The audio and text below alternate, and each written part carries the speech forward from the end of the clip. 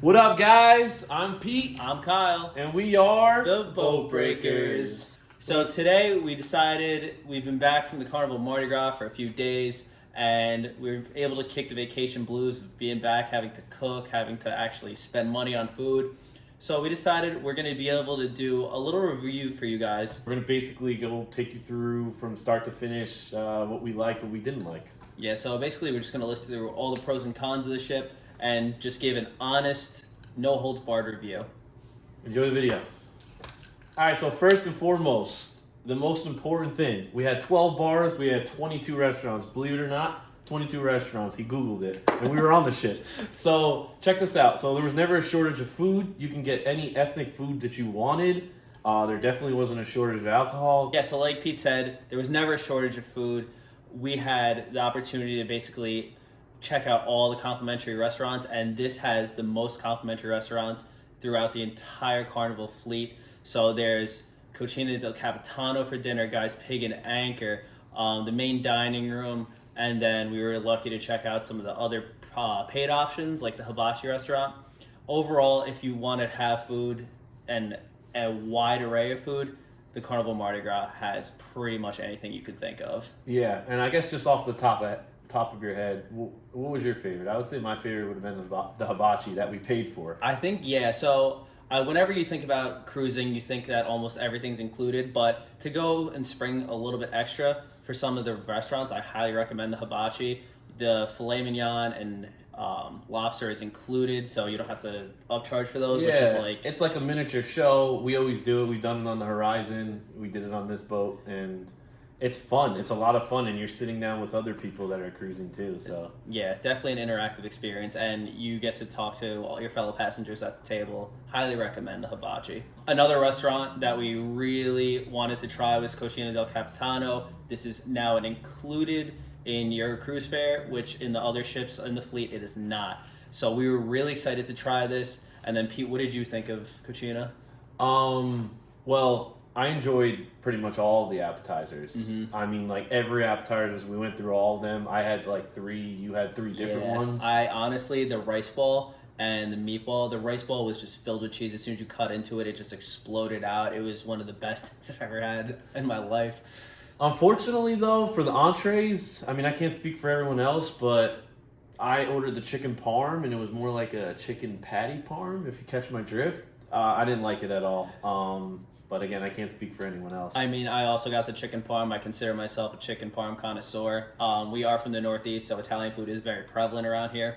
And when Pete said, basically look at the chicken parm, they're all the same shape, all the same size. These are basically just probably patties. And that really got under my skin. There was no like freshly pounded chicken or anything like that we're familiar. It's weird, right? It's weird. All appetizers delicious, and then your main course was just like, like I didn't get that. Yeah, and it sucks because I really wanted to like it. And at first I did until Pete kind of mentioned the chicken patty thing. And then it just kind of put a bad taste in my mouth, figuratively. I thought it was still okay. We did order a couple of desserts, and those were good as well. Yes, highly recommend. The desserts were good as well, so definitely check that out. So if you want to go there, literally just go for appetizers and then go to the main dining room for entrees. Yeah. So like Pete mentioned before, there are 12 bars on this ship, which is basically even if you do 2 bars a day on a 7-day cruise, you barely hit it. If those people cruising on 5-day cruises, good luck. You're really going to need to do a serious bar crawl to get to everywhere on the ship.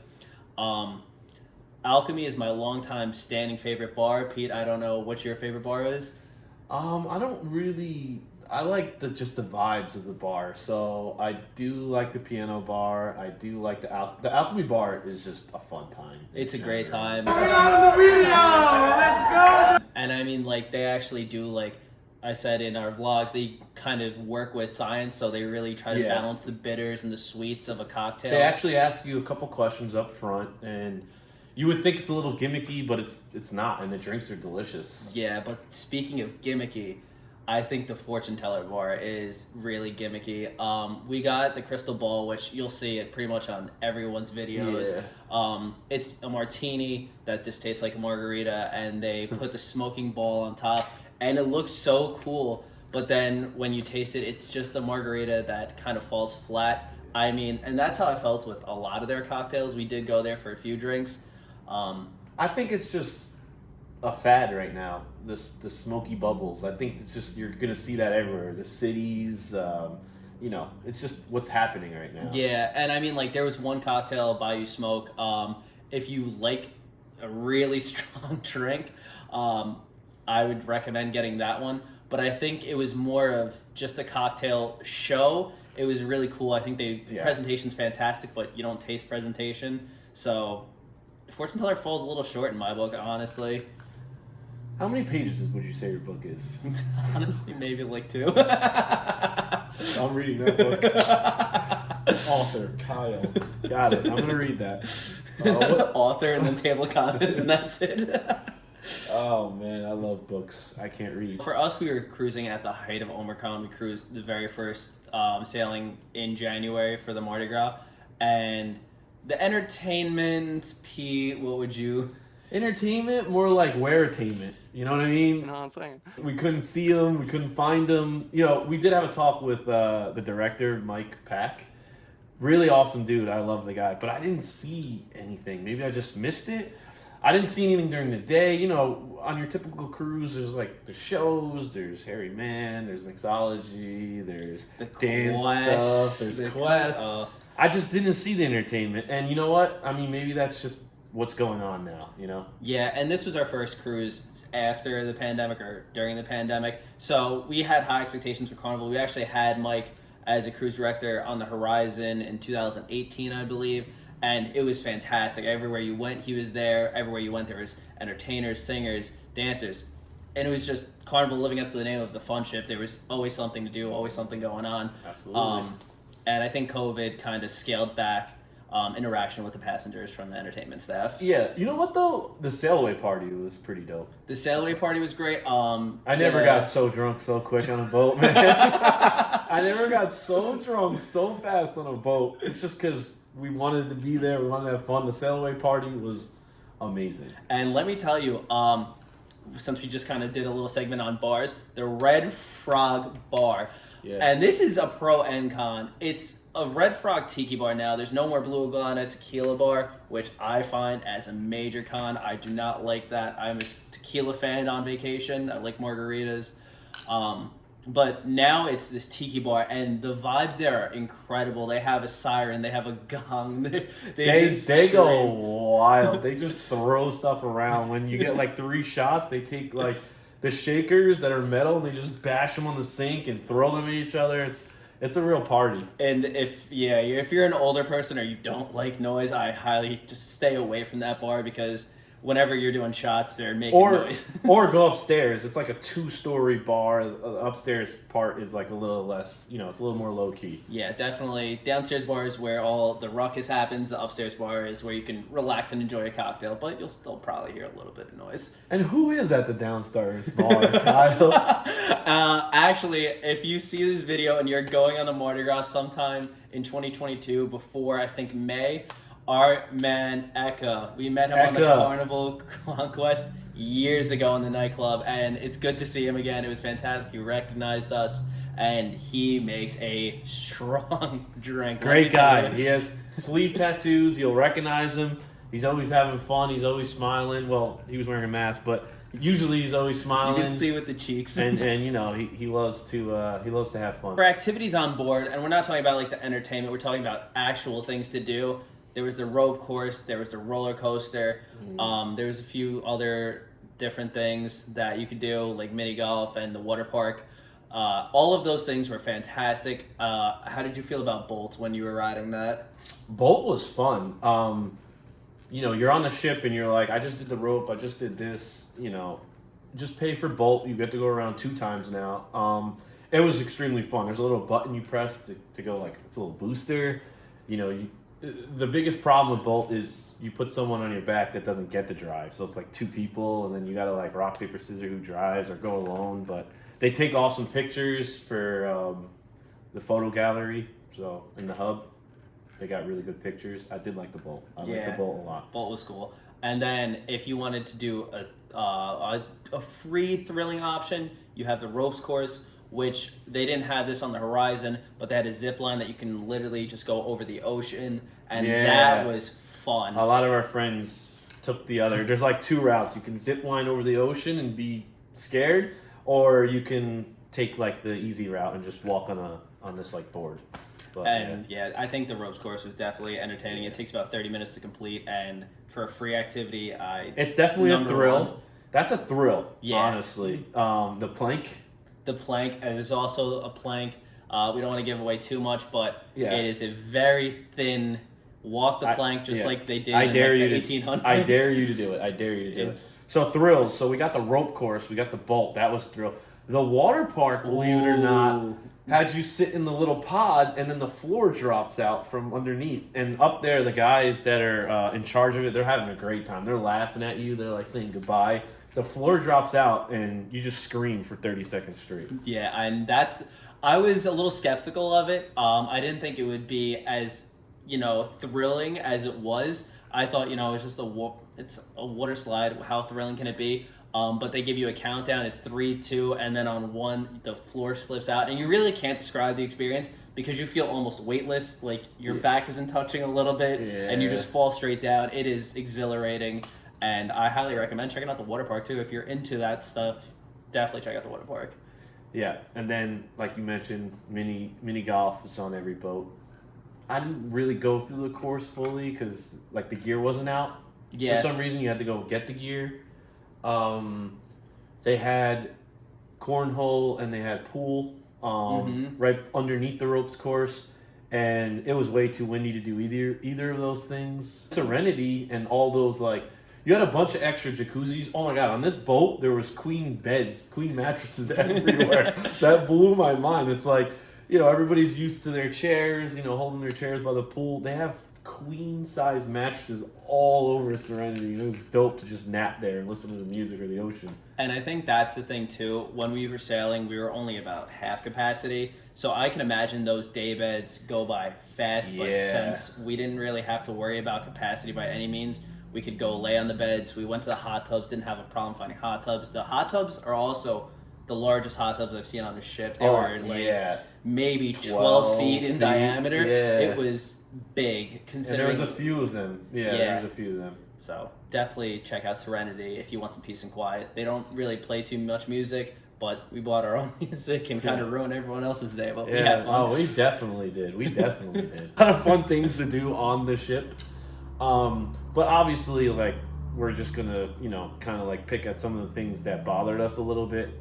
Right off the bat, when we got our sail and sign card, he's platinum, I'm platinum. We've been on plenty of cruises. When I slid that card across the door and opened the door to the room, we were in a balcony room.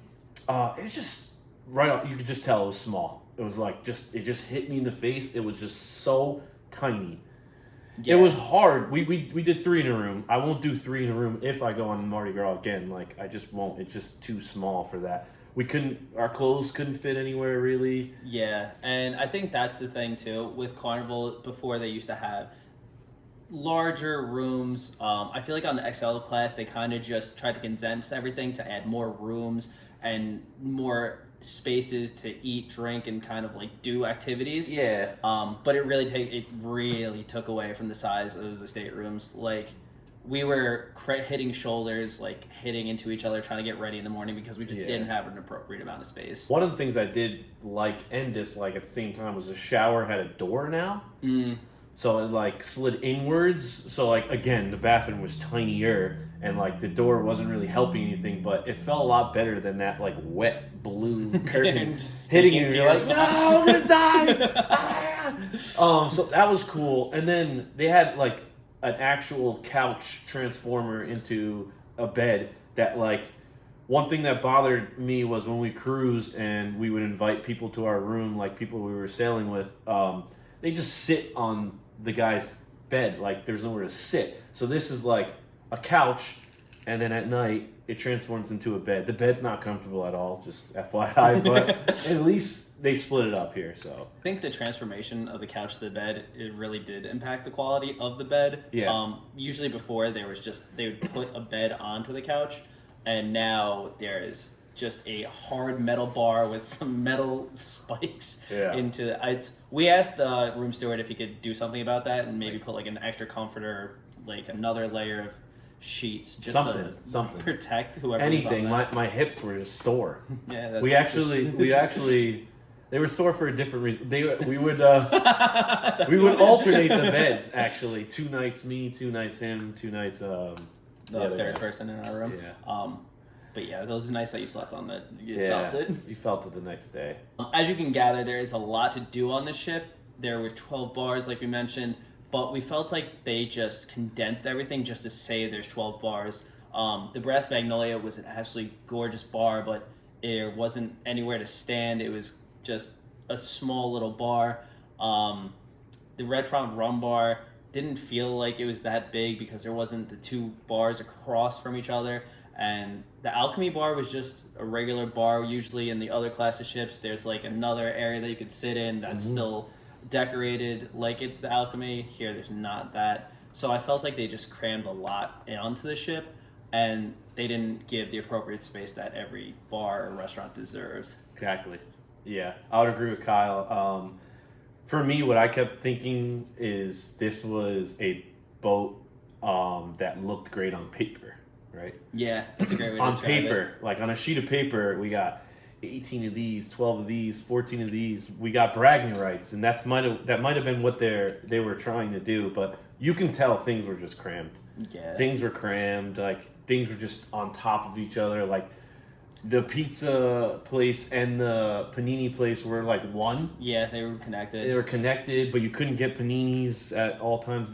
You know. You know what I'm saying? It's a great on paper ship. Like you would think, oh, there's a roller coaster, but when you're in the buffet in the daytime, you feel the floor shaking. You can hear the roller coaster. So when you're trying to have a conversation, you're just like hearing. It took me like 10 minutes, and I was finally like, "What am I listening to?" And you're like, "That's the bolt," and I was like, "That's the bolt," and we're eating, and so. And it runs maybe every 30 seconds. So Yeah.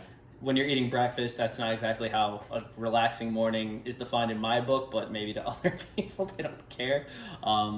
Maybe I'm just getting old and picky.